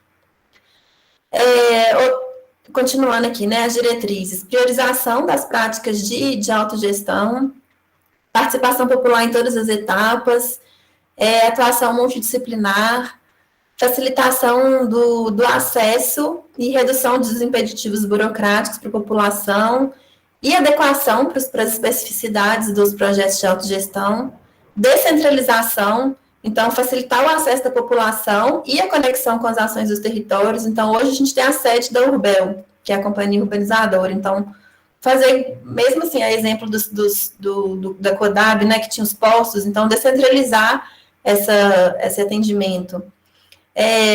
A possibilidade da demanda espontânea, então, os indivíduos e grupos, eles procuram quando eles precisam, sem essa limitação também, né, de ser um acesso único, não faz sentido. A escolha das equipes de assessoria técnica seria feita pelos grupos de assessorados, então, você vai saber que o município tem várias equipes ali cadastradas, e você vai escolher a equipe tal para te atender. Abrangência para além da unidade habitacional, englobando os espaços coletivos, o uso das frentes de trabalho remuneradas sempre que houver né, a autoconstrução, os mutirões, facilitar os critérios de elegibilidade, a possibilidade de execução das ações por equipes externas, então não centralizar tudo na prefeitura. E aí eu acho que essa é uma forma, assim, de criar esse nicho, assim, de trabalho para outros grupos, para outros arquitetos que querem trabalhar com a ATIS. E aí dentro lá tem um tanto de direcionamento metodológico, né? Mas aí eu extraio esses direcionamentos para priorizar os ganhos de autonomia no texto. E garantir um fundo para o programa, né? Garantir recursos do Fundo Municipal de Habitação para execução específica dessa linha programática de AT. Assim, falando assim, eu até estou pensando, acho que não é o melhor jeito de falar, porque fica tudo muito genérico, né? Seria legal, talvez, eu mostrar no texto, mas eu acho que ficaria cansativo também de olhar. Mas, assim, isso aqui já foi um pouco do que a gente construiu com o coletivo. Então, tinha a estrutura da linha programática, e ela teria esses 5 pilares, que seriam autogestão, autonomia, garantia de recurso financeiro, descentralização, capilarização e participação popular. Então, é tipo um esqueminha mesmo dessas diretrizes. E aí, depois, lá no fim de tudo, quando eu fiz essa proposta para BH, eu apliquei o esquema para ela. Foi assim, né? Esse aqui é a minha proposta para a regulamentação da ATIS em BH. Então, agora que eu fiz ela, vou pegar o meu esqueminha e vou aplicar para ela. Aí eu apliquei, e aí ela ficaria, né, imaginariamente, se ela acontecesse do jeitinho que eu pensei e tal, ela ficaria localizada mais ou menos aqui nessa região do esquema. E aí a ideia, isso aqui era legal, é que essa variação metodológica, ela existisse, mas que ela fosse menorzinha, né, e mais centrada para esse lado de cá, para não deixar vir muito para as heteronomia. E aí, nesse processo com a Urbel, a gente fez as reuniões com a Câmara Técnica da Urbel, que são profissionais que vão redigir esse texto para apresentar para o Conselho. E aí, algumas impressões que eu tive... Gente do céu, tem uma palavra muito errada aqui. A equipe técnica da Urbel é receptiva ao material levado, então... A gente teve uma receptividade muito, muito boa e muito gratos. Nossa, que equipe incrível, pessoas técnicas, pessoas não sei o que e tal. E super abraçaram a ideia, assim. E eles demonstraram interesse em regulamentar a lei com muita agilidade. Então, assim, as discussões na Câmara Técnica, as tratativas, o aprofundamento nas discussões era uma coisa difícil de acontecer. Era muito objetivo e direcionado assim, vamos fechar essa minuta.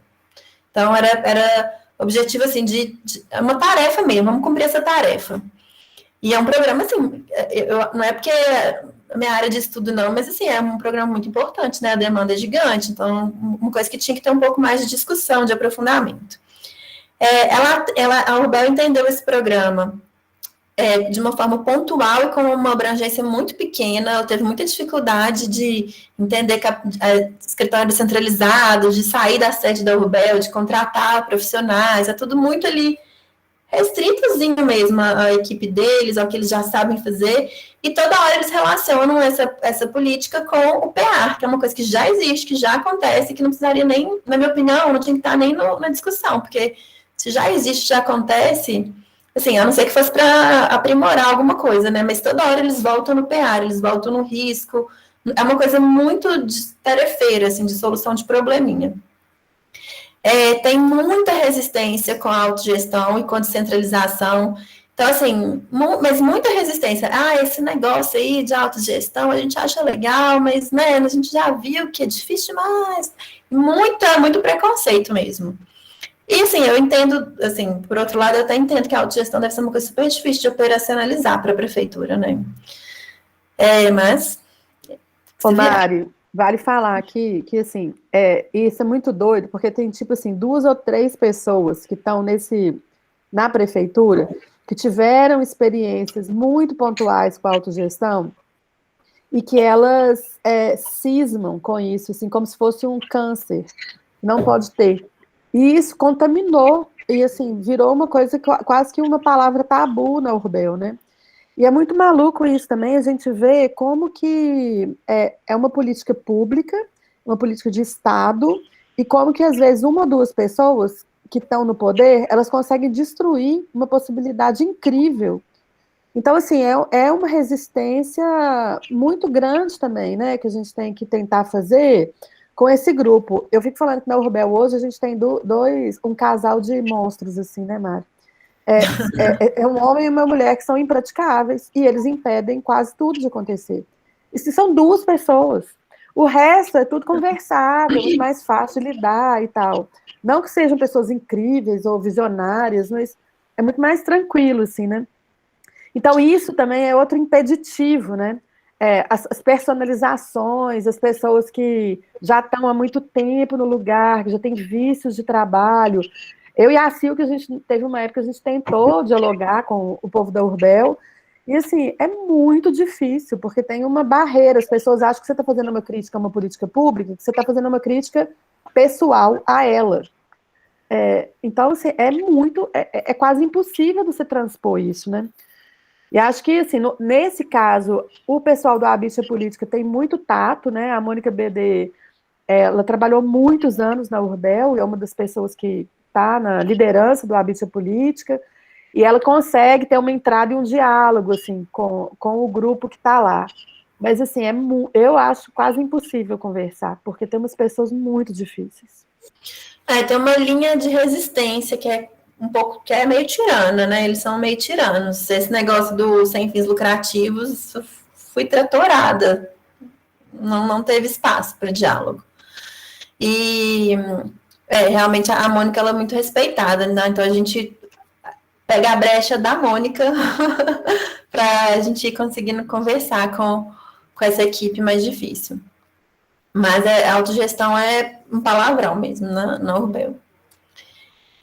Outra questão que eles levantaram sempre é as restrições orçamentárias para um programa mais robusto, né?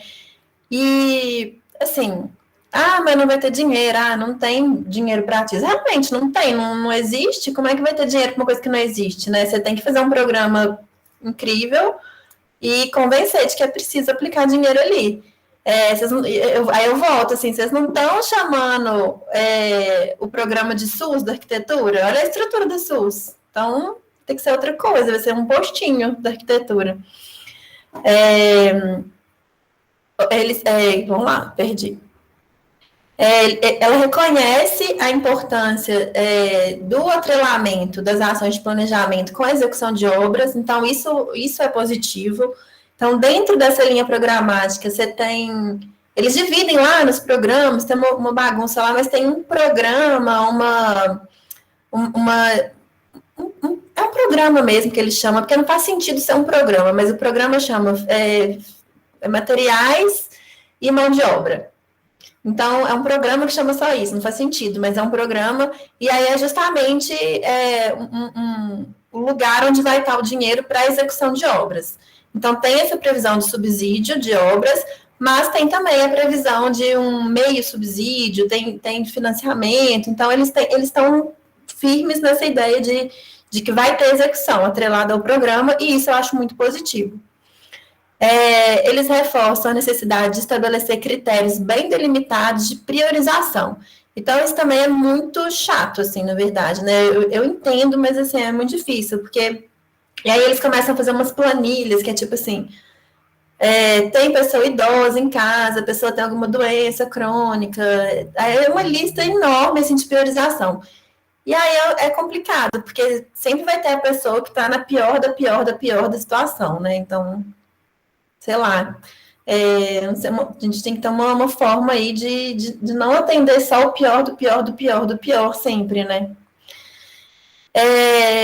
Eu percebi também uma visão tecnicista e de solução de problema, então não tem muita essa abertura de pensar em ganho de autonomia,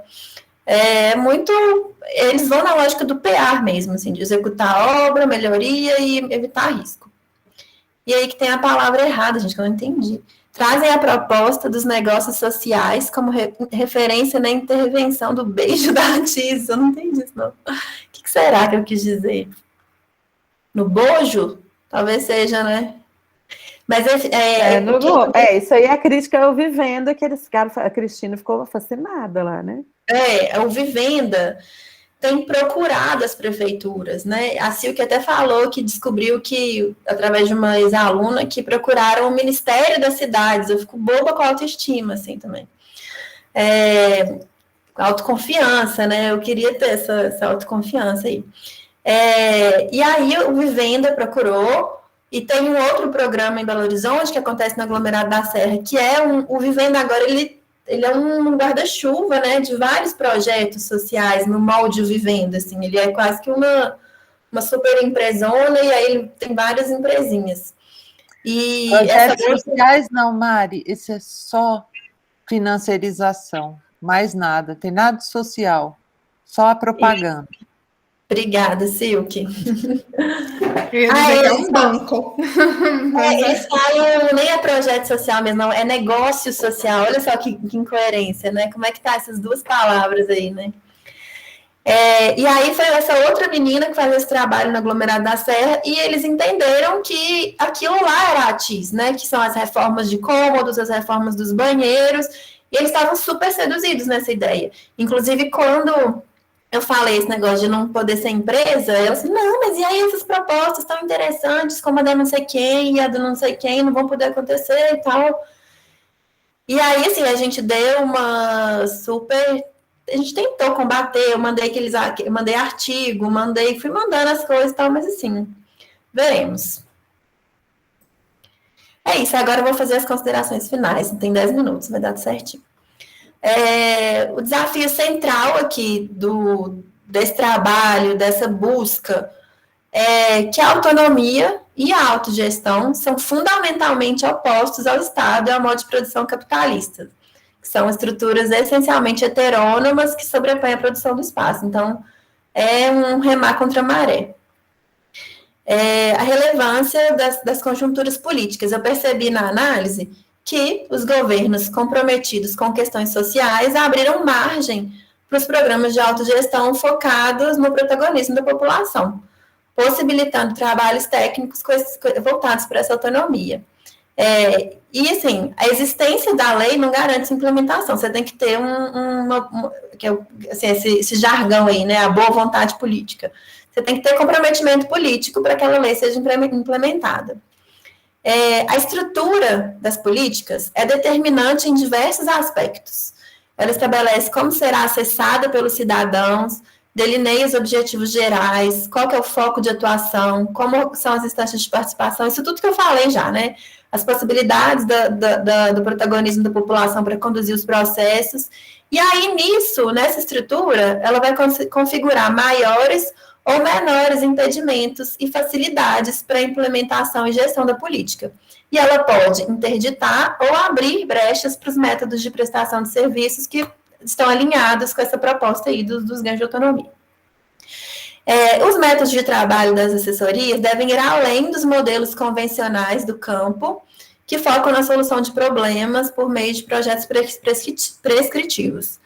É crucial o desenvolvimento, teste e aprimoramento de formas alternativas de abordagem, de diálogo, de ferramenta, outras estratégias, né? E aí eu destaco interfaces, que desloquem o foco do técnico e minimize as subjetividades da mediação, para focar nos indivíduos e grupos que vão produzir e que vão utilizar os espaços.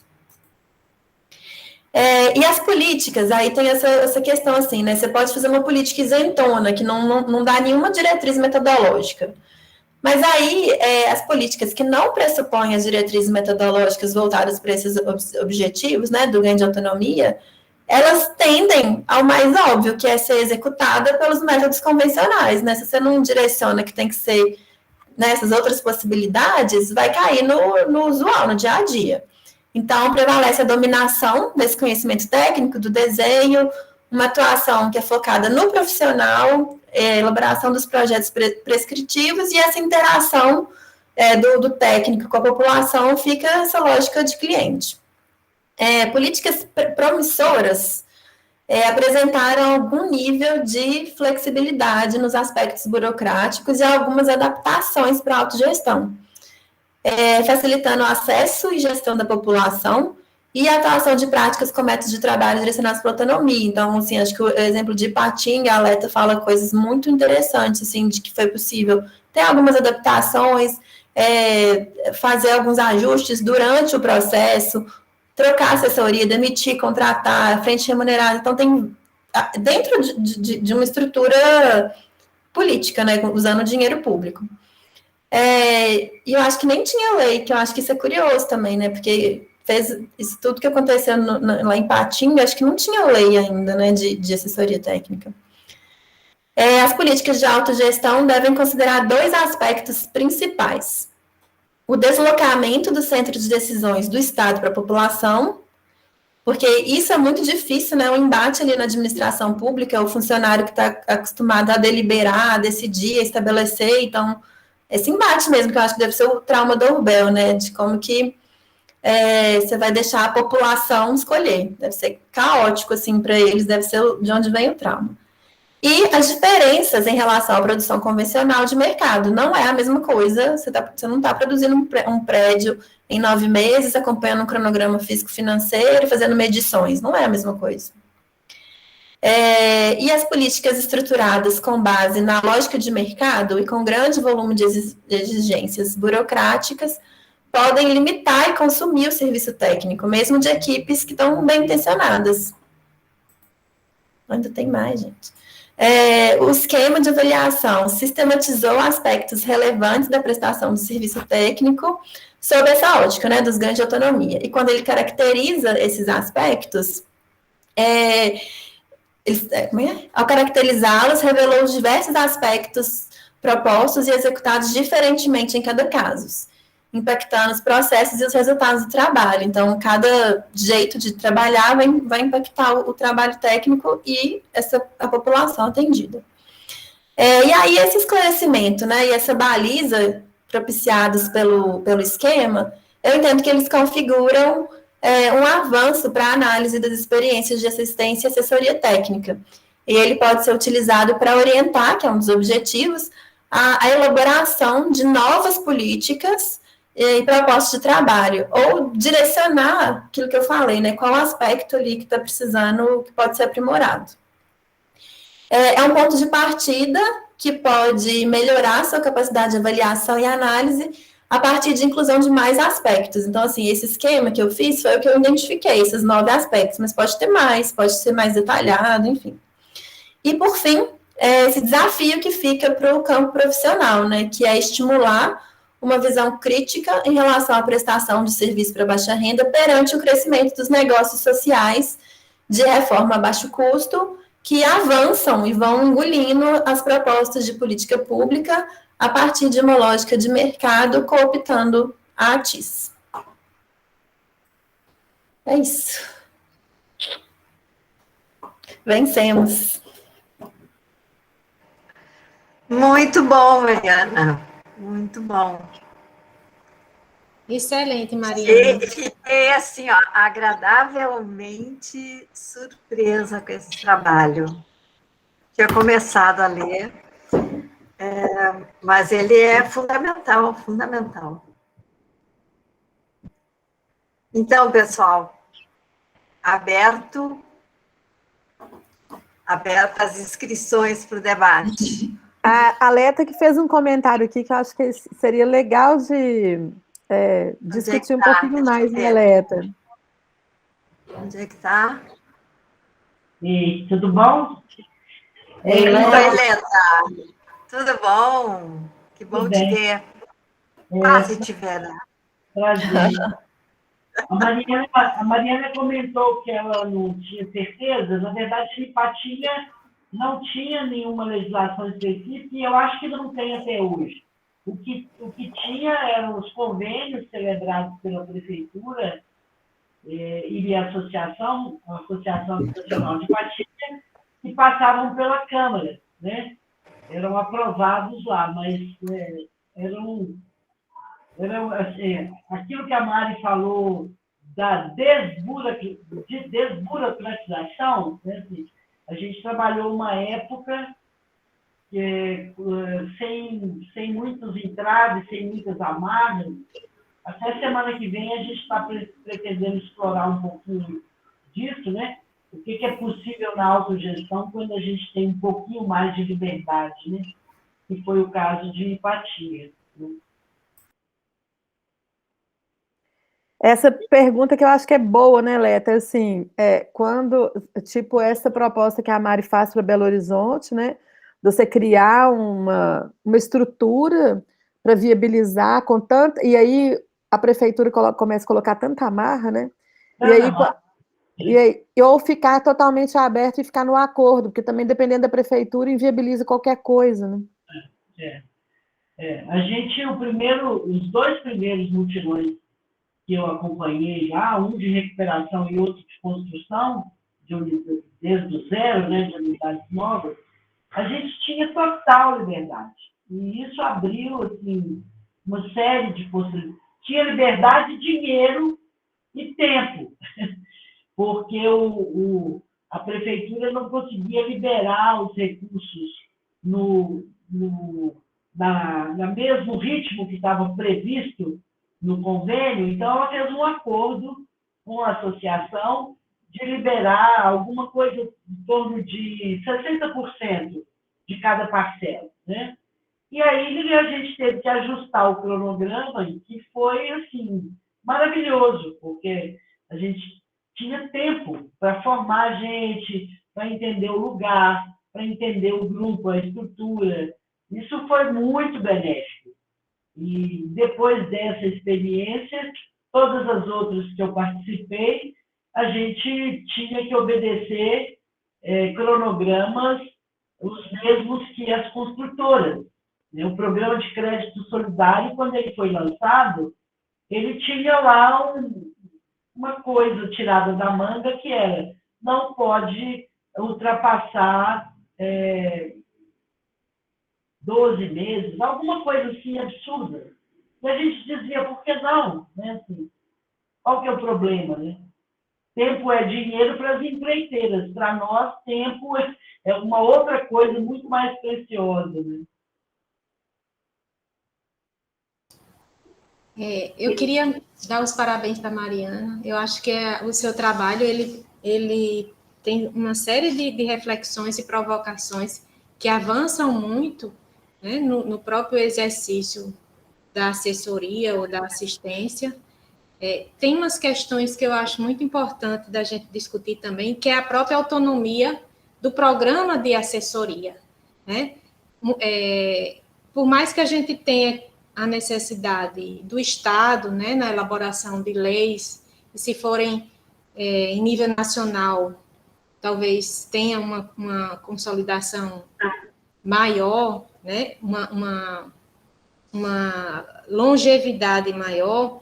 Quando a gente tem um vínculo muito grande dos programas de assessoria técnicas vinculados às políticas públicas de gestões municipais, a gente sofre muito a questão da própria continuidade dessas políticas ao mudar de gestão, né? É o que a gente está vivenciando hoje no próprio Conde, né? Que teve uma transformação social imensa com a gestão da Márcia Lucena, né? Uma série de políticas públicas emancipadoras que foram aplicadas com a participação popular, com a participação efetiva, né, no caso, e também com a colaboração da universidade. Isso aí também foi uma aproximação muito grande, e que, de repente, tudo se rompe, né, porque a gestão não teve continuidade. Então, a gente tem uma série de incertezas da continuidade desses programas. Ao mesmo tempo, se a gente cria uma política pública que vai ter uma autonomia muito grande em relação ao próprio Estado, né, ao próprio regulamento, né, do Estado, você entra nessas possibilidades de interpretação e abrangência do próprio mercado imobiliário, né, trabalhando a assistência técnica dentro do viés capitalista. Então, assim, qual é o lugar da assessoria técnica, né? Onde está? Às vezes eu fico achando que é na universidade, sabe? É nessas instituições que não são partidárias no sentido político, né? Que podem dar uma certa continuidade às ações, né? Institutos próprios, assim, onde estão essas figuras, assim, que podem, de alguma forma, conferir um pouco mais de autonomia aos processos de assessoria técnica. São dúvidas também que eu fico me colocando, né? Só na sequência do que tu está falando, Amélia, sim, quer dizer, aonde entre o Estado, né, o mercado, a academia, aonde fica a assessoria? Eu, pensando rapidamente, eu acho que ela fica com a população, porque eu não tinha pensado nisso assim, mas eu acho que a academia também é um poder. Embora onde estão se realizando os trabalhos, onde está havendo essa aproximação e levando a possibilidade desses programas de assessoria ou assistência para as comunidades, através da universidade, mas eu acho que ela não deveria ser encampada pela academia também.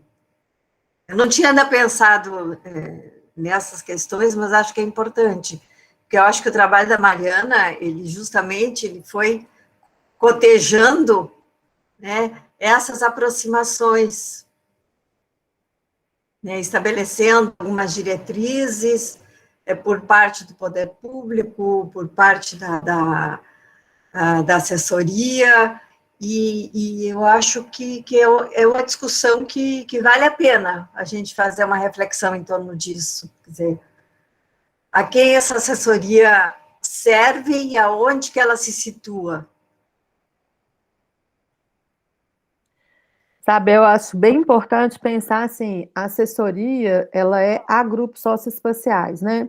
E o que a Mari mostra é que tem naquele esqueminha dela lá, assim, que quanto mais autônomo for, mais a demanda é espontânea. Sim. Então, assim, hoje a gente tem assessoria a demandas não espontâneas, a imposições do próprio Estado que tem assessoria, mas eu acho que o ideal é desvincular disso totalmente, assim, e não impor um processo de produção extraordinária do espaço, né, junto com o Estado, a grupos socioespaciais. Acho que amanhã a Silke vai tratar bastante disso, assim, né, ou a quem serve assessoria técnica. A grupos socioespaciais, e não a prefeituras, a governos, a políticos, enfim, a qualquer outra coisa, né? E essa lógica de mercado, ela é muito problemática, né?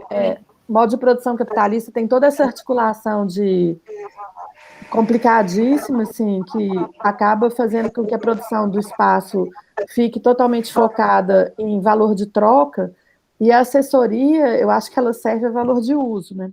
Então, se a gente pensar nisso como uma espécie de direcionamento, assim, eu acho bem importante, e isso não exclui pensar formas de financiamento, brigar atualmente, né, neste modo de produção, nesse mundo capitalista, brigar para que o Estado garanta dinheiros, garanta direitos e garanta, enfim, né, que a gente não vá para a barbárie como a gente está indo nesse desgoverno, mas que a gente consiga, pelo menos, ter assim, um mínimo de direitos para garantir minimamente possibilidade de acesso a recursos para que a assessoria seja viável. Mas a assessoria não pode ficar refém do Estado. Eu acho que isso é fundamental, assim, sabe? Lei que garanta recurso e fundo para assessoria, incrível. Agora, uma lei que domine a assessoria, não. Sim. Né? Um Estado ganhando assessoria, não. Vira moeda política, né? Não, eu acho que isso é uma condição sine qua non mesmo, de não dependência.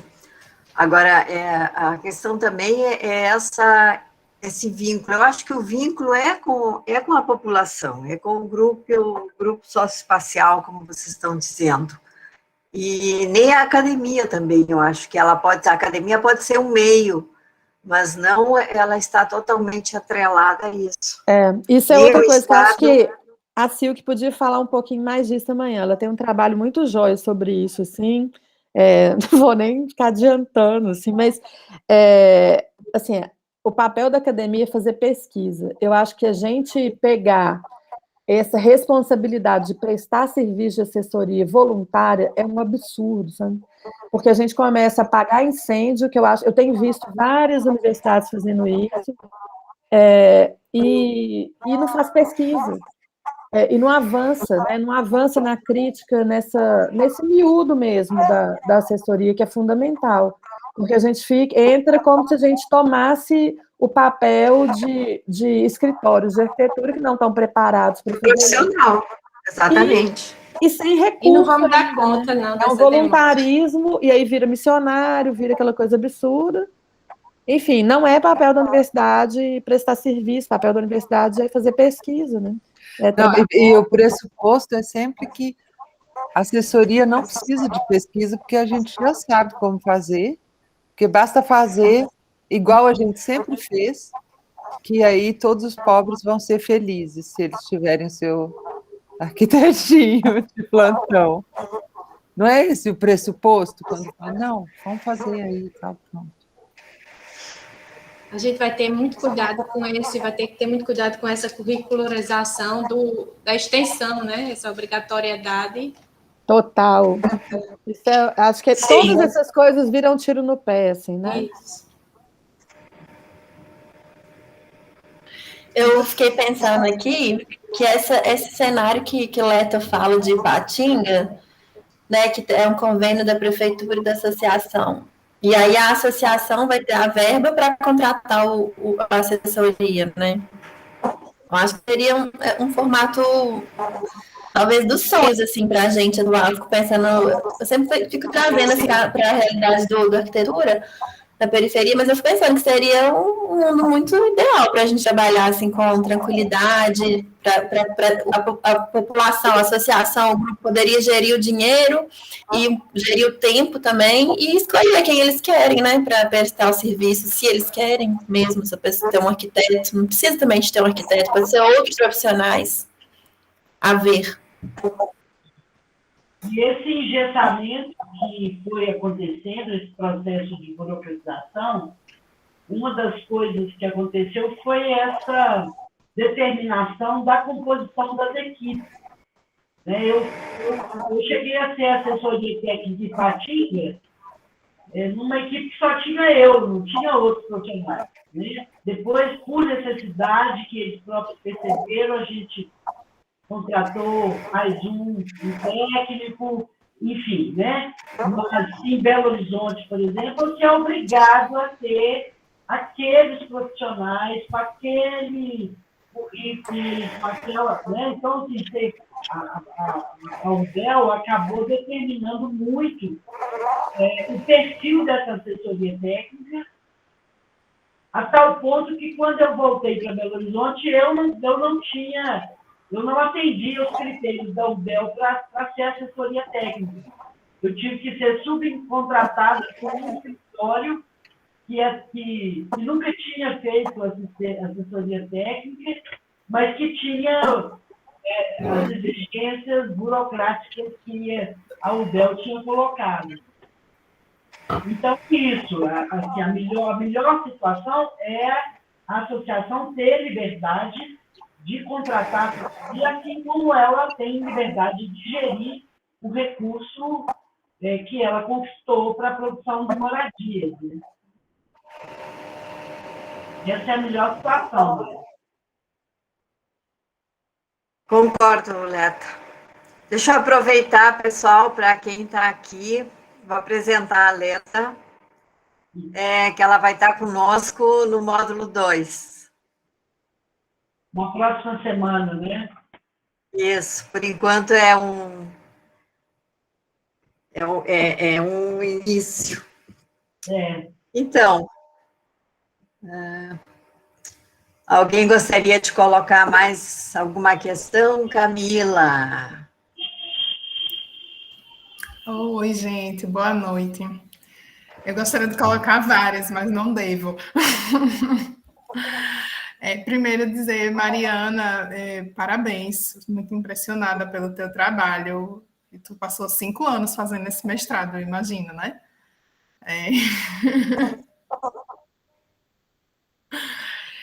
E, enfim, desde ontem, né, muitas coisas na cabeça. Eu estou com o Yuri ainda tentando digerir e vou tentar fazer alguns comentários. Acho que de trás para frente fica mais fácil. Essa discussão que tu apresenta sobre essa questão do mercado, né, desse modelo, dos modelos de negócio social serem confundidos, né, com a TIS. E eu acho que é uma discussão extremamente importante, porque vem crescendo de uma maneira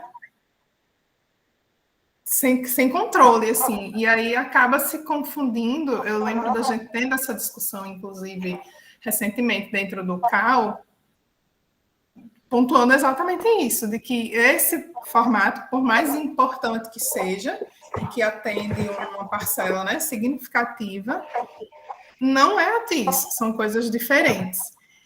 E aí,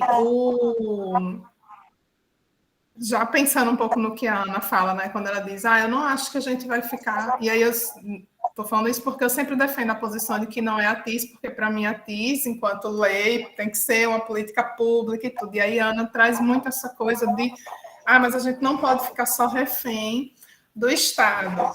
Também não é a academia. E aí eu fico, mas tá, então se não pode ser só o Estado, não é a academia, não é o modelo de negócio, como é, né? O que é que vai